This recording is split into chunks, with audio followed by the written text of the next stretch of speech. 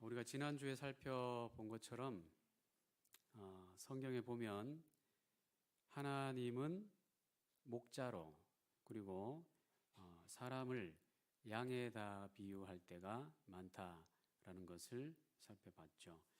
이사야 53장 6절 말씀에도 우리는 양 같아서 각기 제 길로 흩어졌다, 이런 말씀이 있습니다.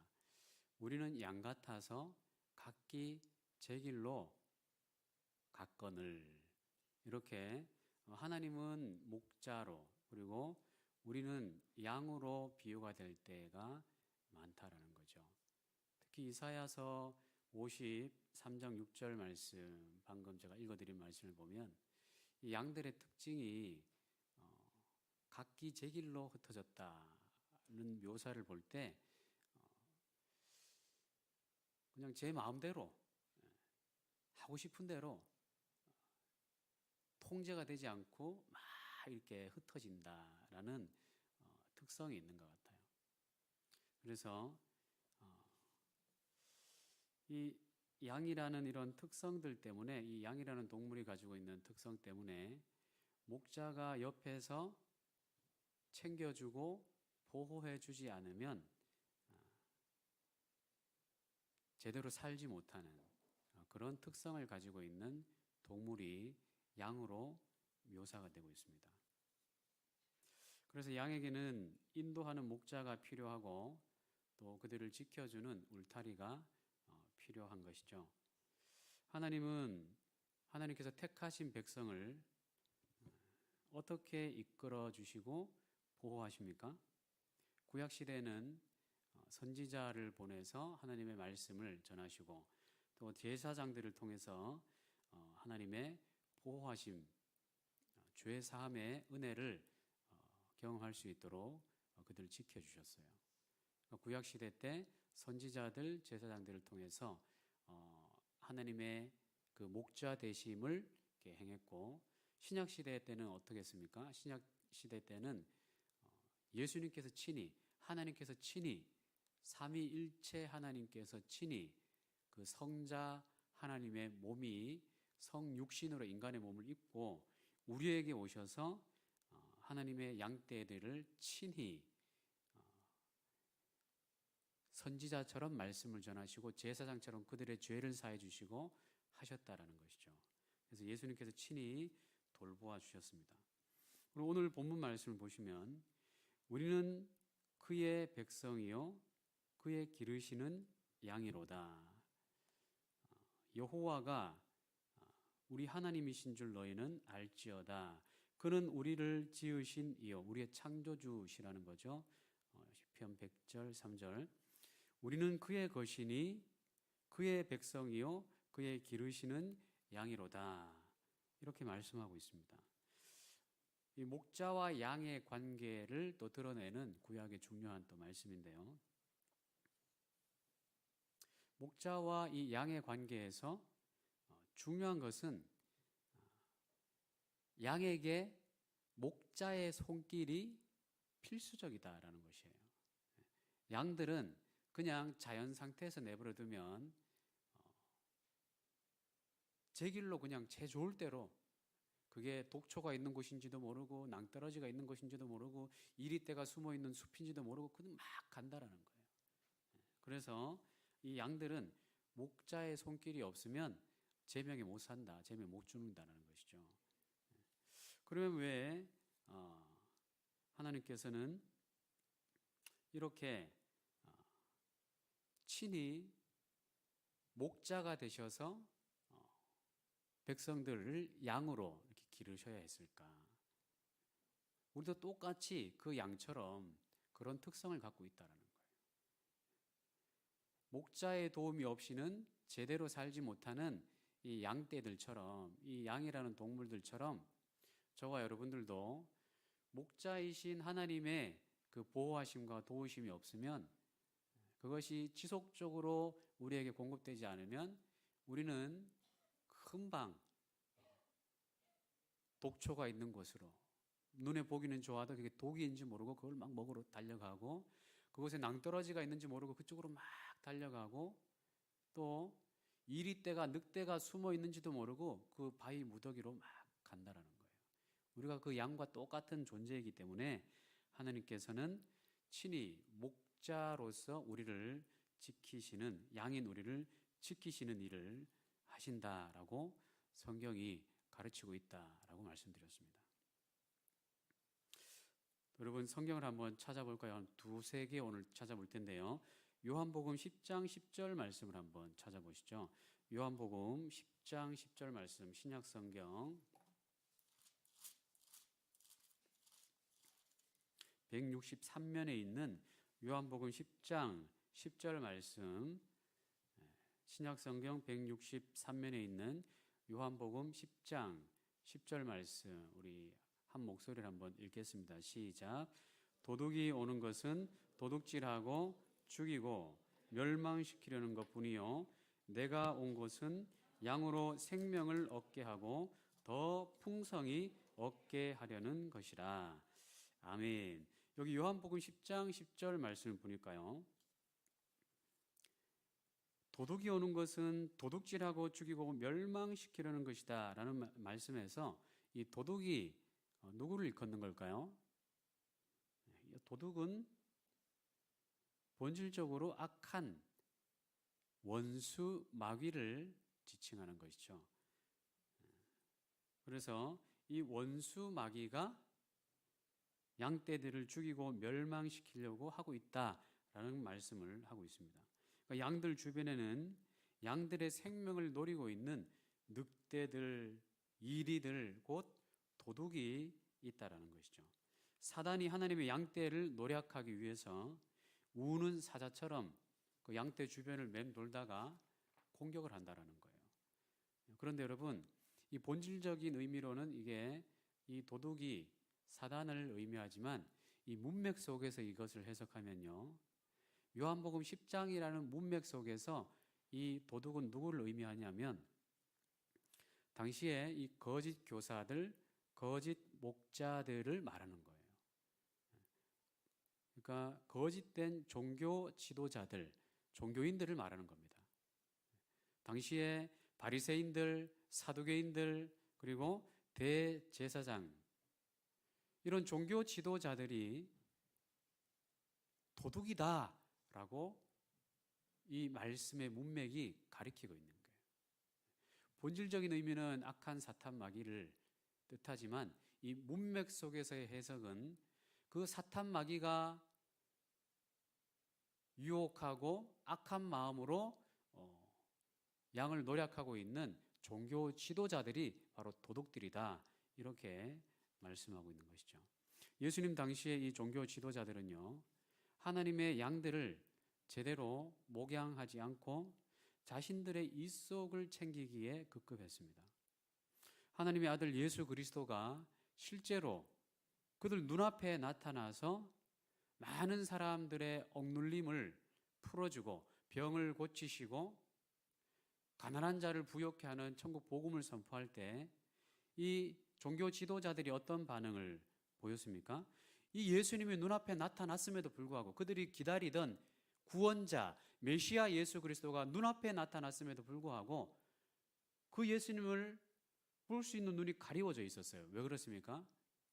자신들의 배를 채우기에 바빴거든요. 심지어 예수님이 성전에서 이 종교 지도자들이 비둘기나 양과 같은 제사용 제물을 장사의 도구로 이용해서 돈을 버는 도구로 변질되게 사용하고 있는 그 모습을 보면서 그 비둘기 파는 장사판을 뒤집어 엎으시고 양을 파는 그 장사판을 뒤집어 엎으시고 다 나가라고, 내 집은 기도하는 집이라고, 하나님의 성전이라고 그렇게 분노하셨었지요. 당시 종교 지도자들을 향해서 예수님께서 아주 대노하시면서 다 뒤집어 엎으셨어요.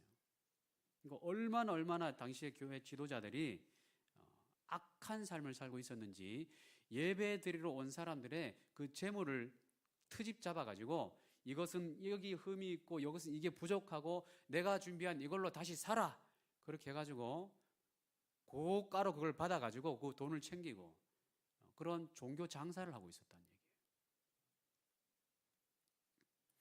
양들을 온전히 사랑하지 않고 자기 사랑과 탐욕을 채우는데 바빴다라는 거예요, 그들이. 그래서 하나님께서는 양들을 돌보실 때 선지자, 제사장과 같은 이른바 종교 지도자들을 통해서 돌보게 되시는데, 하나님으로부터 목양의 사명을 받은 예수님 당시의 종교 지도자들은 맡겨진 그 사명에 충실하지 못했고 태만하게 자기의 기득권을 지키는데 급급했다라는 거예요. 예수님이 나타나셔서 막 인기몰이를 하니까 내 자리가 위태롭다. 저 예수라는 사람 때문에, 저 예수라는 사람이 나타나서 말씀을 더 잘 전하고 막 병든 자를 고치고 귀신을 쫓아내고 막 이런 역사를 막 벌이니까 큰일 났다. 내 자리가 위태롭다. 이런 걱정을 하는 거예요. 그래서 저 예수라는 사람을 이단으로 지명하고 잡아 죽여야 되겠다. 이런 계획까지 세웠던 것이죠. 자기 기득권을 더 소중하게 생각했던 것이죠.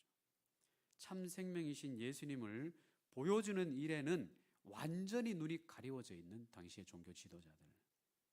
또 요한복음 10장 1절 2절 조금 더 거슬러 올라가시면요, 요한복음 10장 1절 2절 우리 한 목소리로 같이 읽겠습니다. 시작.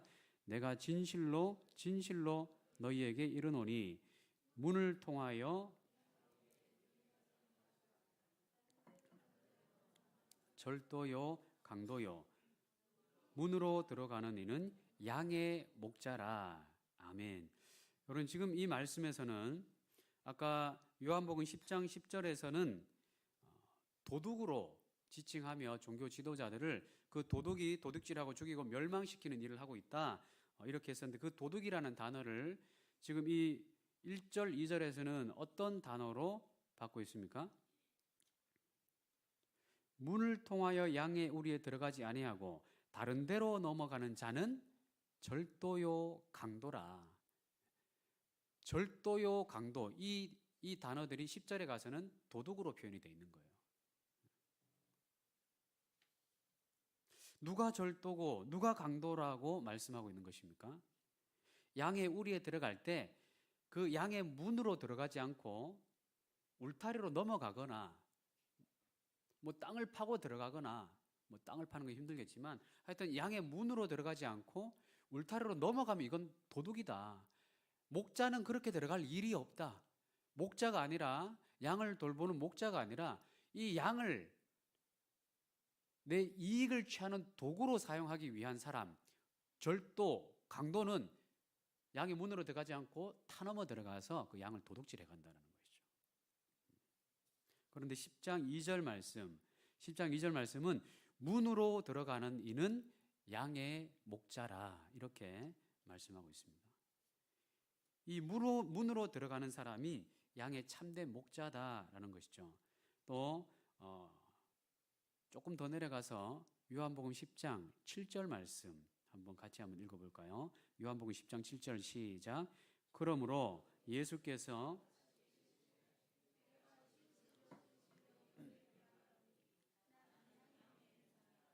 아멘. 진실로 진실로 내가 너희에게 말하노니 나는 양의 문이라, 이렇게 말씀하고 있어요. 그럼 여러분, 이 여러 읽었던 말씀들을 쭉 한번 연결시켜 보시죠. 문으로 들어가는 사람이 참 목자라고 말씀하셨는데, 그 문이 곧 누구라고요? 예수님. 그 문이 곧 예수님이다, 이렇게 말씀하고 있습니다. 그러니까 다른 말로 예수님이 문이다. 양의 문은 곧 예수님이다라는 거예요. 여러분, 예수님 당시에 그 이스라엘 사람들은 양을 어떤 식으로 길렀냐면요, 요즘처럼 어떤 축사를 고정적인 축사를 지어놓고 그 축사 안에다가 양을 가둬놓고 사료를 주고 물을 주고 이렇게 키운 것이 아니라, 목자들이 이 양떼들을 직접 데리고 목초지가 있는 곳으로 이동을 합니다. 그 팔레스틴 지역은 목초지가 그렇게 많지가 않아요. 목초지가 뜨문뜨문 있을 뿐만 아니라 멀리 떨어져 있는 경우들이 많은데, 그러니까 이 목동들이 양을 잘 키우기 위해서는 이 양떼들을 이끌고 목초지로 가서 풀을 뜯기우고 물도 마시우게 하고 또 먼 곳에 또 다른 목초지로 이동하는 이런 목양을 했거든요. 그러다 보니 자신이 살고 있는 동네까지 오기가 쉽지 않은 거예요. 그래서 목초지가 있는 그 근방에다가 군데군데 임시 막사를 지어 놓습니다. 이 양들이 거할 수 있는 막사. 임시 막사이기 때문에 그것을 아주 견고하게 막 지붕까지 지어 놓는 게 아니라 돌 무더기들을 모으거나 바위들을 모아가지고 이 울타리를 마치 요즘 이렇게 어디 팔공산 같은 데 가면 돌 무더기 돌탑처럼 이렇게 세워 놓잖아요. 그런 것처럼 그런 돌탑 같은 구조물을 몇 개 만들고 혹은 돌담을 이렇게 나지막하게 이렇게 동그랗게 이렇게 쌓는다는 거죠. 그리고 입구는 그거를 딱 쌓지 않고 튀어놓고 기다란 나무 가지고 이렇게 길다랗게 이렇게 가로질러 가지고 막아놔요. 그래서 양들을 넣을 때는 이 가로질렀던 나무를 빼서 양들을 넣고 또 다 넣고 나면 이 나무를 다시 가로질러서 막아놓고 그것이 양의 문이거든요. 그래서 목자들이 양을 다 이렇게 우리 안에 놓고 나면 그 나무를 딱 가로질러 놓고 지팡이와 막대기를 딱 잡고 그 양의 문 입구에서 지키거나 혹은 거기다가 천막을 딱 쳐놓고 잠을 자고 그렇게 합니다. 양을 지켜야 되니까. 이게 당시에 양을 기르던 목자들의 일상인데요. 이것이 바로 예수님께서 나는 양의 문이다 라고 하신 말씀의 배경인 것이죠. 그 문이 예수님이다라는 것은 목양의 관계에서 아주 중요한 메시지를 주고 있어요. 그러니까 양들이 위험한 곳으로 가고 있는데 경고하지 않고 또 독초가 있는 곳으로 막 가고 있는데 막대기와 지팡이로 그걸 막아서지 않고 또 저 돌무더기 뒤에 늑대가 있는 것을 봤는데 양떼들이 그쪽으로 막 달려가는 것을 막아주지 않는다면 그게 어떻게 선한 목자가 될 수 있겠습니까? 근데 예수님 당시의 종교 지도자들, 제사장, 선지자, 그리고 그 당시에는 어떤 사람들이 활동을 합니까? 사두개인, 바리새인, 대사장, 대제사장 이런 사람들이 어떤 일을 했냐면 뭐 양떼들이 어떻게 살거나 말거나 거기에는 관심이 없고 다만 어떤 절기 때마다 드려지는 예배 때 자신들이 더 고리대금으로 받아서 챙겨야 될 그 재물을 비싼 값에 팔아서 받는 그 돈 거기에 온통 관심이 있고 자신들이 이 어떻게 말하면 아주 좋은 그 군대에서 그 뭐라 그러나요? 보직이라 그러죠. 보직. 세상 말로 꿀보직. 군인들이 아주 밖에서 이 현장 일을 하는 것은 아주 이게 꺼리고 행정직이라든지 실내에서 하는 것을 꿀보직이라 그래요. 그들의 말로. 그러니까 이 제사장들, 사두개인들, 바리새인들이 그냥 늘 사무실에 앉아가지고 성경 시간에 들으시면서 절기 때가 딱 되면 가지고 온 성도들이 가지고 온 비둘기, 이거 봐라, 이거 흠이 있는 비둘기를 가져왔네. 이거 안 돼. 저 안에 비둘기 준비해놨으니까 저걸 사. 양 때 이런 양을 가지고 와서 어떻게 제사를 지낸다는 거야? 저 안에 양을 저걸로 바꿔. 이렇게 해서 종교 장사를 하고 있었어요. 양들의 영혼이 어떻게 되는지는 관심이 없고 그런 삶을 살고 있었다라는 거예요. 듣기 좋은 말로 토닥여주고 또 인본주의적인 세상적인 처세술만 가르치고 예수님을 자랑하는 게 아니라 자신을 막 드러내기 시작하고 인간적인 기득권이나 인기를 위해서 양들을 이용하는 삶을 그들이 살고 있었단 말이에요. 그래서 예수님께서 그들을 저 사람들이 바로 도둑이고 절도고 강도다 이렇게 강도 높게 지탄을 했다라는 거예요. 이런 지도자는 양의 문으로 들어가는 지도자가 아니라 울타리를 넘어서 그 양들을 자기 탐욕의 도구로 훔쳐가는 그런 절도요 강도다라고 말씀하고 있습니다. 여러분 참된 목자는 그럼 어떤 사람입니까? 참된 목자는 늘 듣기 좋은 말만 이렇게 하면 편안하게 예배 잘 드리고 은혜 받았다 이렇게 하고 돌아가도록 해주면 얼마나 좋을까요? 그렇게 하면 사람들이 많이 몰려올 수도 있습니다. 저기 그 미국에 조엘 오스틴이라는 목사님이 있어요. 긍정의 심리학. 그래서 예배 때 어떤 말씀을 주로 전하냐면, 말씀이라고도 하기가 좀 어려운데 늘 인본주의적인 처세술, 긍정심리학, 예수 그리스도는 거의 10번, 20번 설교를 해도 예수 그리스도가 나오질 않아요. 예수 그리스도를 선포를 해줘야 되는데 말씀대로 이렇게 살아야 산다, 지금 잘못된 길로 가고 있다, 이렇게 말씀을 제대로 선포해줘야 되는데 막 생활 가운데서 일주일 동안 이렇게 타협하고 저렇게 죄를 짓고 이렇게 오염된 마음으로 왔는 그 성도들을 향해서 힘들었지, 고생했지, 정말 수고 많았어, 그런데 예수님이 너희를 사랑하셔, 하나님이 너희를 사랑하셔, 더 많은 힘을 주실 거야, 더 많은 복을 주실 거야, 이렇게 토닥토닥 그렇게 보내는 거예요. 그러니까 성도들이 마음에는 죄책감이 있는데 목사가 그 죄책감을 다뤄주질 않는 거예요. 그러니까 어떻게 해요? 듣기 좋아요. 듣기 좋아요. 그러니까 아멘 아멘 하고 이게 거기 막 길들여져 가지고 막 많은 사람들이 몰려 들어갔죠. 그런데 참 안타까운 것은 참된 목자가 아니에요. 양떼들이 잘못된 독초를 먹고 있으면 그 독초를 뺏어주고 정말 영의 꼴을 먹여줄 수 있는 그런 목자가 양의 문으로 들어가는 목자죠.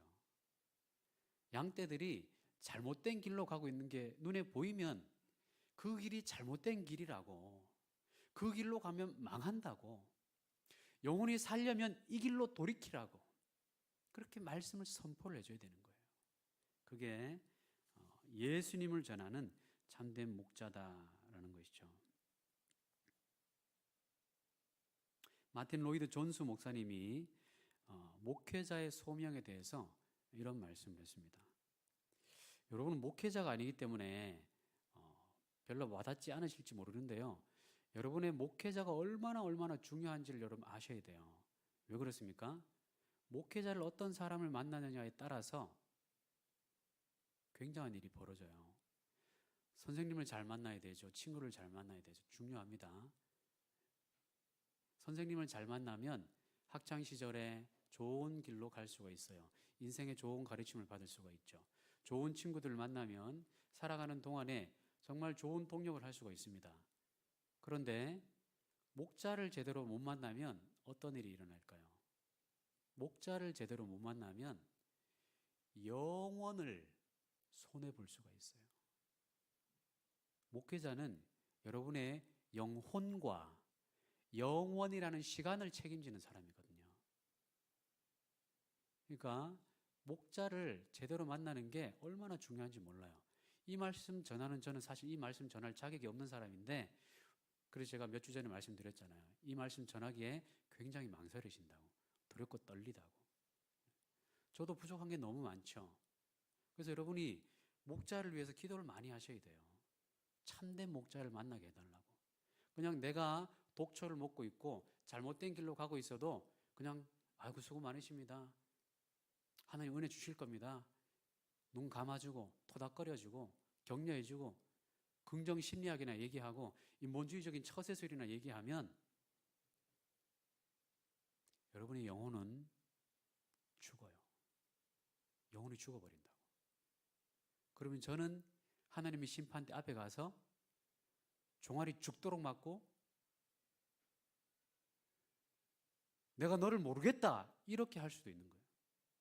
내가 너를 목양이라 양떼를 맡겼는데 도무지 양떼를 먹이지 않고 양떼가 병들어 죽어가고 있는데 돌보지 않고 네 배만 채웠구나, 넌 누구냐, 이렇게 할 수 있다고요. 저도 정신을 바짝 차려야죠. 성도들이 잘못하고 있는 게 딱 눈에 보이면 그거를 제가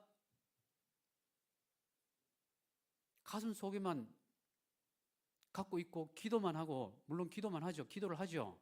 그러다가 때가 되면 전하는 거예요. 찾아가서 전하고 설교로 전하고 이렇게 해야 그들의 영혼이 사니까. 이 직무를 유기하면 저는 지옥 갈지도 몰라요. 무섭잖아요. 저는 지옥 가기 싫어요. 부족하지만 최선 다해서 저의 사명을 감당하고 싶습니다. 여러분은 어떤 기도를 하셔야 됩니까? 한번 들어보세요. 마틴 로이드 존스 목사님이 목회자의 소명은 무겁게 노르는 중압감처럼 그의 마음을 사로잡는다. 그 마음은 무겁게 노리는 그 중압감의 마음은 예수 그리스도의 복음을 전해야 한다는 데 집중되어 있다. 목회자의 사명은 언제고 사람들에 대한 관심과 걱정, 즉 그들의 삶이 행여라도 하나님께 등을 돌리고 있진 않은지, 또 참된 생명으로부터 멀리 도망가는 것을 즐기고 있진 않은지 살피고 살펴서 그들에게 참된 생명인 예수 그리스도를 전하지 못하는 것을 뼈아프게 생각하고 전하는 데 몸부림을 쳐야 한다.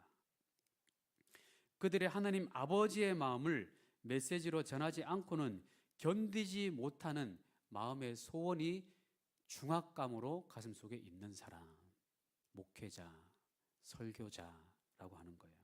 이것이 설교자요 목회자의 거룩한 소명입니다. 그러니까 목회자가 목회자답게 사는 것은요, 말씀을 액면 그대로 설교를 해줘야 되는 거예요. 여러분들의 상황이, 여러분들 때로 어떤 분들은 뭐 관계가 좋은 분들도 있고 친한 분들도 있잖아요. 그런데 그분들의 영혼이 병들고 있는 것이 보이면 나랑 친한 분이라고 해서 그 설교 말씀을 제가 그냥 지나치면 어떻게 돼요? 두리뭉실하게 지나치면 저는 직무유기하는 싹군 목자가 되는 거예요. 강도요, 절도요, 도둑이 되는 거예요. 선한 목자가 양의 문으로 들어간다는 것은 참된 양의 문이신 예수님을 양떼들에게 보여줘라라는 의미를 갖고 있는 거예요. 양의 문이 예수님이기 때문에 그 문으로 목자가 들어간다는 것은 그 문인 예수 그리스도를 양들에게 보여줘라라는 거예요. 이게 목자의 가장 중요한 존재 가치라는 것이죠. 그러니까 제가 존재하는 이유는 여러분들에게 설교를 통해서, 그리고 제 삶을 통해서 예수 그리스도를 보여주는 것이 제 존재 목적이에요. 목사가 이걸 안 하면 그 사람 목사로서 서 있을 가치가 없는 거예요.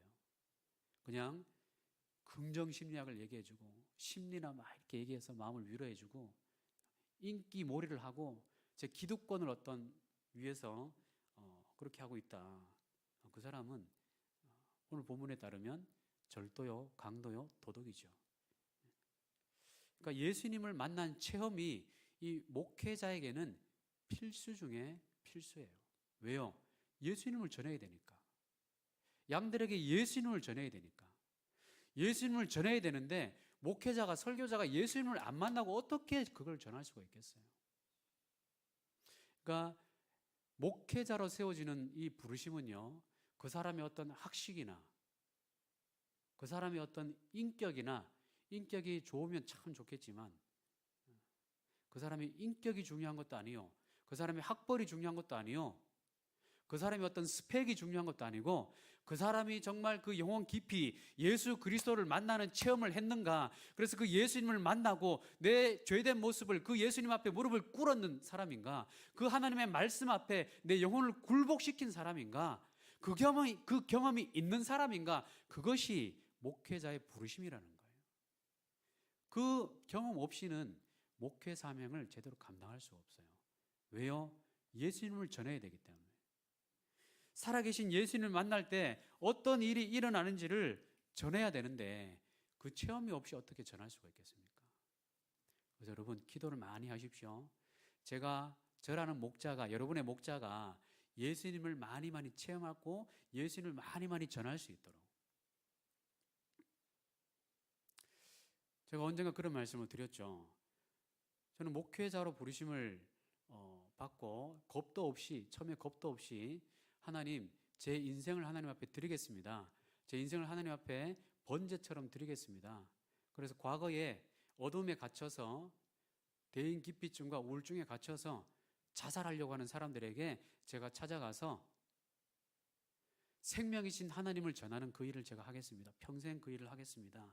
겁도 없이 그렇게 하나님 앞에 결단했다가 정신을 좀 차리고 보니 이게 아무나 하는 일이 아닌 거예요. 그리고 제 자신을 돌아보니까 너무너무 부족한 것 투성인 거예요. 날고 기는 이 목회자들이 얼마나 많습니까? 유명한 목사님들 보니까 얼마나 설교를 잘하시는지, 얼마나 찬양 인도를 또 잘하시는지, 또 하시는 사역마다 얼마나 막 전문적으로 잘하시는지, 그분들을 보니 저는 엄매 기주고 깨갱밖에 안 되는 거예요. 막 너무너무 작아지는 거예요. 그러니까 원래는 제가 예배 드리러 오면 제일 앞자리, 주로 이런 자리에 앉아요. 예배 드릴 때. 하나님을 사모하니까, 하나님을 만나고 싶으니까. 그런데 이 부르심에 잘못 응답한 제 자신을 발견하기 시작하면서 맨 뒤로 가기 시작했습니다. 그래서 2층에까지 더 뒤로 갈 데가 없을 때까지 맨 뒷자리로 가서 혼자 찌그러져서 하나님, 제가 하나님 앞에 잘못 결단을 했는 것 같아요. 하나님 은혜를 너무 많이 주시는 바람에 제가 감정에 치우쳐서 목회자 하겠다고, 목사 하겠다고 제가 어리석은 결정을 한 것 같은데 하나님 그거 취소해, 취소. 제가 뭘 몰랐어요. 제가 하나님 앞에 삶을 드리겠다는 마음은 동일하지만 목사로는 아니요. 그건 아닌 것 같아요. 나를 보니까 전혀 아닌 것 같아요. 저는 그런 자격이 없는 사람이에요. 저는 그냥 미술 교사로 하나님의 사명 감당하겠다고. 그렇게 열등감에 쌓여서 도망치고 그런 삶을 살았어요. 그런데 하나님께서 예배를 드리고 있는데 어느 날 흰 옷을 입은 형상으로 예수님께서 친히 나타나셔서 웅크리고 쪼그리고 앉아있는 저에게 그분의 손을 이렇게 내미시더라고요. 내 손을 잡아라. 다른 것을 잡으려고 하지 말고 막 날고 뛰는 사람들이 그 능력, 그 스펙, 그 어떤 학벌들 이런 거 잡으려고 하지 말고 내 손을 잡아라. 내 손을 잡고 일어나라. 그래서 그때 그 그림을 제가 그렸었어요. 제가 미대를 다니고 있었으니까. 하나님이 그 영상으로 많이 보여주셨거든요. 그 그림이 어디 갔는지 너무 많다. 이사를 하도 많이 다니다 보니까 그게 막 어느 날 없어져가지고 얼마나 가슴이 아픈지. 그때 제가 하나님께서 보여주시는 환상을 보고 막 이렇게 눈물을 뚝뚝 흘리면서 그걸 그렸어요. 그리고 또 어느 날은 잠을 자고 있는데 다 이렇게 잠이 깨어날 무렵에 어떤 메시지가 담긴 꿈을 가끔 이렇게 하나님 주실 때가 있어요. 늘 그럴 때는 아니지만 많은 경우에는 뭐라 그러죠? 의미 없는 꿈, 개꿈이라고 하죠. 그런 거 꿀 때가 많지만 가끔씩은 아주 하나님께서 메시지를 담은 꿈을 주실 때가 있어요. 어느 날 꿈을 꾸는데 제 몸에 언젠가 제가 말씀드린 것 같아요. 구렁이가 이따만한 굵기의 구렁이가 칭칭 감고 그 목을 이렇게 여기 탁 기대고 있는 거예요. 무섭죠? 얼마나 징그러워요. 무섭고. 그런데 제가 그게 너무 편한 거예요. 와, 편한 거예요. 막. 이 구렁이가 굉장히 편해. 그러다가 어느 순간 갑자기 이 구렁이가 편안하게 딱 기대 있다가 갑자기 머리를 확, 구렁이는 머리가 아니 대가리라고 그러죠. 대가리를 쳐들고 저를 이렇게 확 삼키려고 하는 거예요. 네가 나를 배신해? 네가 나를 배신하고 도망가? 이러면서 저를 막 삼키려고. 그래서 제가 막 가위에 눌려가지고 막 두려워 떨면서 있는데 그때 막 이렇게 저에게 왔던 그 천사가 했던 말이 기억나는 거예요. 저 뒤에 천사가 앉아 있는데 무서울 때 예수의 이름을 부르라고, 예수의 이름을 부르라고. 그러니까 그 가위 눌리고 있는데 예수님한테, 예수님, 여러분 가위 눌려 보셨죠? 아무 말이 안 나와요. 예수님이라고 말하고 싶은데 근데 마음속으로는 예수님하고 선포하고 있는, 이미 마음속으로는. 그때 예수님이 막 또 흰 옷을 입고 나타나 주시면 참 드라마틱할 텐데 예수님 참 유머 감각이 있으신 것 같아요. 커다란 예수님의 손이 탁 등장을 하세요.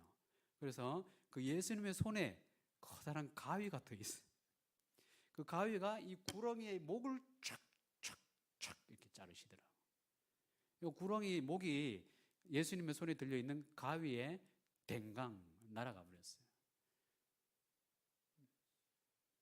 그때 그 아주 메시지가 아주 진하게 담기는 꿈이잖아요. 그리고 제가 그 꿈을 꾸고 난 며칠 후에 어머니를 모시고 제 친구 차를 빌려서 그때 그 아주 1.5톤 아주 오래된 봉고차인데 그 봉고차 친구가 절대로 80km 이상 밟지 마라. 근데 그때 어디 가고 있었냐면 성남에 가고 있었어요. 대구에서 성남. 대구에서 성남 가는데 80km를 언제 가요? 그러니까 친구가 자동차 정비하는 친구거든요.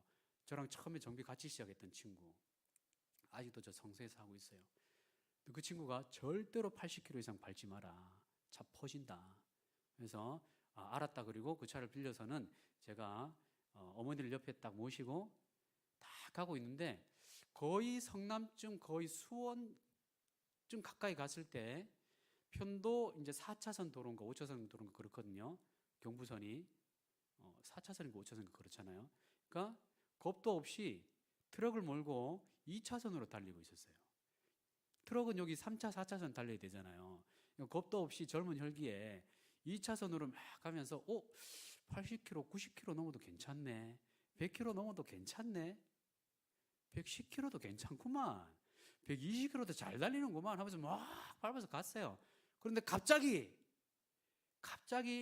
이 뭐죠? 이 다지방이라 그러나요? 그 앞에서 연기가 확 올라오는 거예요. 그리고 발밑으로 뜨거운 물이 확 쏟아지는 거예요. 이 뭔가 이렇게 그 뜨거운 물에 대한 이 파이프가 터져버렸어, 안에서. 그러면서 이 차가 이 말을 안 듣기 시작한 거예요. 이게 뭐죠? 이 말을 안 들어요. 그러니까 큰일 났는 거잖아요.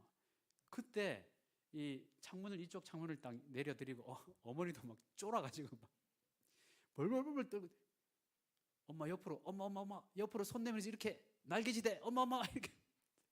그러니까 비키라는 저 사인을 보내주고 갓길로 아주 그냥 죽을 똥 살똥하면서 갓길로 붙여가지고 정말 죽을 고비 넘기면서 이렇게 세워놨어요. 그러고 나서 이렇게 딱 차 문을 엄마도 내리게 하고 저도 밖에 내려가지고 이제 그 매형한테 전화한다고. 매형이 가까이 있으니까 곧 가면 매형이니까 매형한테 전화한다고 이렇게 전화기를 딱 빼서 전화를 하는데 손이 막 그때부터 막 떨리기 시작한. 그 앞에가 이렇게 연기가 가득 차니까 앞이 안 보이잖아요. 이거 어떻게 운전을 했냐면 옆에 중앙 분리대 그걸 보면서 거리를 가늠하면서 또 이쪽 보면서 이렇게 백미러 보면서 이렇게 하나씩 이렇게 붙여나갔어요. 죽을 뻔했죠. 그리고 제가 전화를 매형한테 딱 하고 딱 끊는 순간 그 꿈이 생각이 딱 나는 거예요. 구렁이가 쫙 있다가 저를 확 삼키려던 그 꿈이 확 떠오르면서 몸에 소름이 확 돋더라고요. 사단이 지금 나를 죽이려고 공격하고 있구나. 그래서 또 예수님 살려줘서 고맙다고.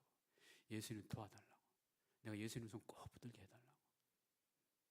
그래서 제가 총신에 또 시험 치는 처음 시험 치러 간 날 그 총신 기숙사에서 잘 때 또 꿈을 꿨었다 그랬잖아요.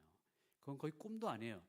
새벽에 잠을 잘 깊이 못 자니까 새벽에 딱 그 추운 기숙사에서 일어나서 따뜻한 기숙사로 못 들어가고 아주 추운 기숙사로 들어갔어요.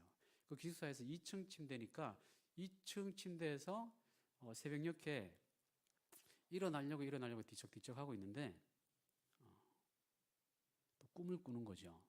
우리 장모님에게 생일 케이크를 제가 준비해드리고 초를 하나 탁 꽂아드리고 불을 탁 붙여서 장모님 생신 축하드립니다 라고 하는데 드리는데 불이 확 꺼져버리는 거예요. 그래서 이거 왜 꺼지지 하고 두 번째 초를 딱 꽂아서 또 불을 붙여서 또 드리는데 또 꺼져버리는 거예요. 3개 꺼져버리는 거예요. 여러분 시험 치러 가서 이런 꿈을 꿨다? 어떤 메시지가 탁 와닿죠? 꿈을 꾸는 순간에 제가 굉장히 마음이 힘들었어요. 하나님, 이 불이 자꾸 꺼지는 게 시험이 자꾸 불합격하는 불길한 느낌적인 느낌이 드는데 이거. 그러면서 막 이게 찝찝한 마음으로 꿈을 계속 꾸고 있는데 예수님의 손이 또 그때 등장해요. 주님은 참 손을 잡고 저한테 보여주는데 예수님의 손이 탁 등장하셔서 슥 하면서 커다란 초가 하나 딱 생기면서 불이 확 붙는 거예요. 그러니까 초가 3개 꺼졌죠. 마지막 예수님께서 친히 초를 꽂아주시고 불을 붙여주시는 그런 꿈을 꾸니까 그 자리에서 제가 무릎 꿇고 앉아가지고 가슴을 막 쳐서 하나님, 이 꿈은 제가 좀 이거 메시지가 지금 3번 시험 치라는 거 아닙니까 지금? 누가 들어도 그런 꿈이잖아요. 저는 꿈을 꾸는 저는 바로 알겠더라고요. 그게. 여러분, 그 꿈대로 됐을까요? 안 됐을까요? 꿈대로 됐어요. 제 삼수하고 총신에 들어갔거든요. 아우, 부끄러워라. 그런데 삼수하고 들어갈 때 정말 하나님께서 이게 예수님이 하셨다라고 할 만큼 아주 영광스럽게 들어갔어요. 그러면서 그때도 그 꿈이 딱 생각이 나더라고요. 하나님께서 보여주신 대로 다 되는구나. 예수님께서 보여주신 대로 다 나를 이끌고 가는구나. 그리고 결정적으로 제가 총신에 들어가기 전에, 총신에 들어가려면 이제 목회자의 길을 제대로 가겠다라고 결단하고 들어가는 거잖아요.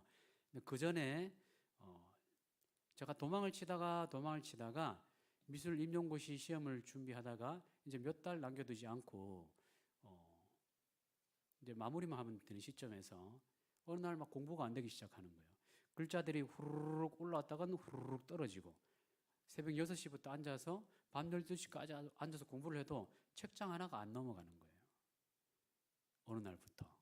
그러면서 하나님께서 저를 이렇게 호출을 하시더라고요. 그래서 남자 나이가 군대 갔다 오고 몇 년 지나고 이렇게 가정 결혼했으면 이제 이 어깨에 중압감이 얼마나 가장으로서 무겁겠어요. 그러니까 빨리 임용고시 통과해서 이제 제대로 이제 살아야 되는데 공부가 안 되니까 얼마나 답답해요. 그러니까 하나님 앞에 이제 결판을 내야 되겠다. 미술 교사를 해야 될지, 목회자가 돼야 될지, 사람들이 얘기하는 거 많은 사람들이 뭐 남목사라고도 학교에서도 부르고 막 벌써 그때부터 교수님들도 남목사 뭐 이러면서 뭐 그랬었어요. 그 그림 그리는데 옆에 이제 말씀 붙여놓고 막 기도하고 이렇게 하니까 이걸 외적 소명이라고 하거든요. 근데 외적 소명을 가지고만 목사가 되면 안 돼요. 그러면 자신도 도둑이 될 수 있고 양떼들도 노략질 당할 수가 있어요. 근데 이렇게 갈 수가 없으니까 기도원에 가서 제가 21일 금식 기도를 했었다 그랬잖아요. 그 금식 기도를 하면서 기도 제목 그거였어요. 하나님, 이쪽으로 갈까요? 이쪽으로 갈까요? 하나님이 저에게 이렇게 오케이 하실 정도로 아무리 제가 고개를 저어도 이건 분명히 하나님의 음성이야 라고 할 정도로 알려주시면 이쪽으로 가라고 하는 메시지면 오케이 가겠습니다. 이쪽으로 가라고 해도 오케이 가겠습니다. 하여튼 하나님이 저한테 결제 도장을 찍어 주셔야 됩니다. 라고 21일 동안 금식하고 기도하는데 하나님 응답을 하셨을까 안 하셨을까요? 안 하셨어요. 21일 동안 쫄쫄 굶으면서 금식 기도하는데 하나님 응답을 안 하시는 거예요. 그냥 계속해서 죄를 회개하라고, 너희 이런 죄를 회개하고, 그러니까 온갖 기억을 막 떠올리시면서 이런 죄를 회개하고 저런 죄를 회개하고, 나중에는 하다가 너의 큰 집의 죄, 너의 할아버지의 죄, 너의 조상들의 죄, 너의 열조의 죄를 막 회개하라고. 너를 대표로 그 집안에 불러냈으니 네가 그 대표로 집안의 죄를 회개하라고 계속해서 뭐 회개 기도만 막 시켜요. 제가 기도 원장님한테 물어봤어요. 아니 원장님, 언제까지 회개 기도만 해야 되냐고. 내 기도 제목은 따로 있는데 하나님 기도 응답 안 하시는 것 같다. 그러면 이 응답 안 하시는 거는 제가 그냥 미술 교사해도 되는 걸로 제가 받고 내려가겠다고. 그러니까 장기 금식을 하면 여러분 바로 내려갈 수가 없어요. 바로 식사를 못 해요. 금식했는 기간만큼의 보호식 기간이 또 있어야 돼요. 그러니까 한 달을 기도원에 제가 머물렀었는데 20일이 지나고 나서는 이제 물 같은 거, 소금 탄 물, 그 다음에 옅은 미음, 그 다음에 좀 더 이렇게 끈적끈적한 미음을 이렇게 자주 먹기 시작하는데 그 보호식을 하는 과정에서 하나님께서 응답을 하기 시작하세요. 또 하나님께서 잘 보여주시는 영상으로 또 보여주시더라고요. 영상으로 예수님께서 골고다 언덕에 십자가를 지는 그 현장 속으로 저를 영으로 데려가셨어요. 그 예수님이 그 언덕에서 이렇게 십자가를 무거운 십자가를 지고 터벅터벅 올라가시다가 그 군중들 속에 있는 저의 눈동자와 예수님의 눈동자가 탁 마주치는 거예요. 눈동자가 탁 마주치는 거예요. 여러분, 제가 신앙생활을 할 때 마치 우리 전창호 성도님처럼 또 우리 김홍찬 성도님처럼 신앙이 은혜를 굉장히 하나님 많이 부어주셨어요. 엄청난 은혜를 막 부어주셔가지고 막 예배 때마다 막 눈물 콧물, 처음에는 부끄러워가지고 그걸 자제했었는데 또 저 사람이 그거 이렇게 자제하지 말라고, 성령의 역사하시면 그냥 맡기라고 그래가지고 맡기기 시작하니까 더 큰 은혜를 막 주시는 거예요. 얼마나 많은 은혜를 주시고, 또 제가 바로 이렇게 성경 말씀 공부를 했다 그랬잖아요. 창세기 일주일에 1시간씩 학교에서 그 대명동 계대 캠퍼스에서 비는 강의실에 가가지고 간사님하고 창세기 성경 공부를 계속하고, 금요일 날에는 저 사람 손 붙들고 쫄쫄 짜쳐가가지고 기도원에 가서 기도하고, 주일날도 손 붙들고 쫄쫄 쫓아가가지고 기도하고, 주일 낮 예배, 오후 예배, 저녁 예배, 수요 예배, 학교에서 또 채플, 성경 공부, 금요 기도회, 기도원, 거의 일주일이 주님의 은혜로 푹 삼겨지는 이런 시간을 보내니까 여러분, 은혜를 얼마나 많이 주셨겠어요. 그러니까 하나님에 대한 지식도 많이 쌓여가지고 이 영적인 이 부분이 수직 상승한다라고 이렇게 주변의 형들이 얘기할 정도로, 먼저 된 자 나중되고 나중된 자 먼저 된 자, 저기 앉아 계시는 분들처럼 바로 너를 두고 하는 말이다 할 정도로 나는 예수님에 대해서 안다라고 생각했어요. 예수님의 십자가에 대해서 제가 잘 안다고 생각했어요. 그런데 영으로 그 현장에 가서 예수님하고 눈이 딱 마주치는 순간, 그리고 예수님께서 십자가에 못을 박히는 그 못 박히는 고통이 제 손에 막 똑같이 느껴지는 그 체험을 하게 하시더라고요. 그러면서 제가 내가 예수님을 제대로 몰랐구나. 예수님을 머리 지식으로만 알고 있었구나. 그 거룩하신 예수님의 그 십자가 앞에 딱 서니까요, 저한테 나올 수 있는 반응이 터져 나오는 흐느낌밖에 없었어요. 나는 죄인이구나. 나는 죄인이구나. 나 때문에 예수님이 십자가에 못 박히셨구나. 나를 살리려고 십자가에 못 박히셨구나. 저 못 박힘의 고통을 다른 사람이 아닌 바로 눈을 맞추어 주신 나 때문에 예수님이 저렇게 십자가를 지셨구나. 그 영의 현장에 저를 데려가셔서 체험하게 하셨어요. 그리고 그 한참 동안 울고 일어나서 제가 정신을 차리고 하나님 앞에 기도했죠. 하나님, 예수님을 만나게 하신 건 참 감사한데 이게 목사가 되라는 부르심은 아닌 것 같아요.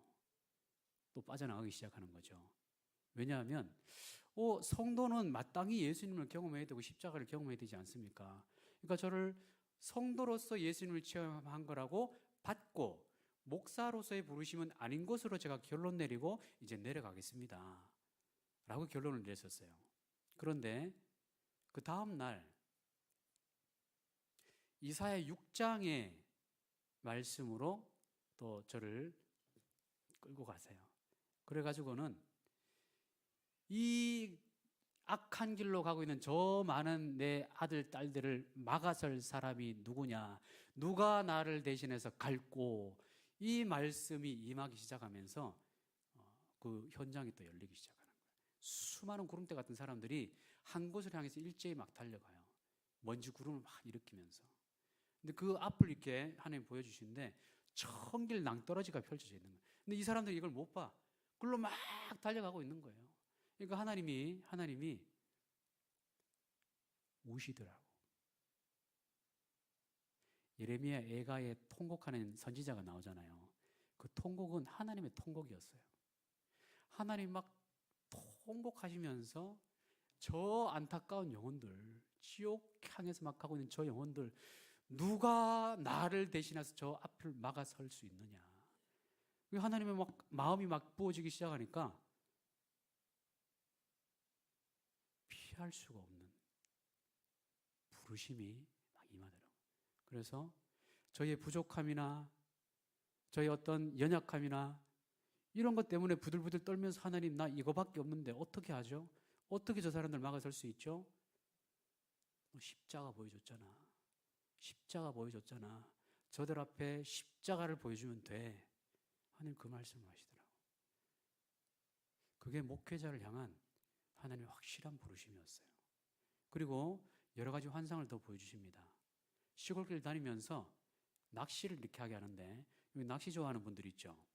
시골길 다니면서 낚시를 하게 하시는데 잡는 고기들이 다 외래종 고기예요. 토종 고기들이 아니라 붕어, 잉어, 미꾸라지 이런 토종 고기가 아니라 잡으면 이상하게 생긴 고기들이 막 잡히는 거예요. 외래종 고기들. 그 제가 어떤 사역했는지 아세요? 외국인 사역했어요. 총신 들어가기 전부터 하나님께서 중국인들, 베트남인들, 러시아인들, 외국인들, 우리 국내 안에 들어와 있는 국내 외국인들을 하나님께서 영혼을 낚으라고 그 일을 하죠. 그러니까 하나님이 보여주신 그대로 제 인생이 막 펼쳐지더라고요. 사역이. 그러면서 얼마나 힘든 과정들이 많았겠습니까? 도망치고 싶은 순간들이 얼마나 많았는지 몰라. 포기하고 싶은 순간 많았어요. 책 사볼 돈이 없어가지고 식권, 사랑의 식권이라고 선배들이 물려주는 행사로 이렇게 주는 식권이 있어요.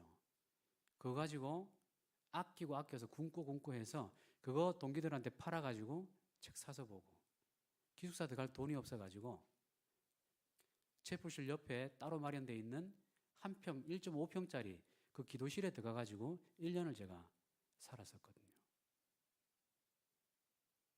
근데 동신교회에서 약속한 약속을 안 지키는 거예요. 총신 들어가면 전도사로 바로 임용하겠다고 했었는데 안 지켜주는 거예요. 그 약속을.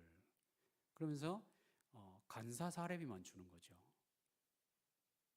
간사로서는 학비도 안 나와요. 동신교회에서는 전액 학비를 대주는데 간사로 있으니까 학비가 안 나는 거예요. 엄청 많이 울었습니다, 제가. 학교 채플실 가가지고 뭐 엉엉 울면서 하나님 이게 뭐냐고 도대체. 가정도 어려워 죽겠고 지금.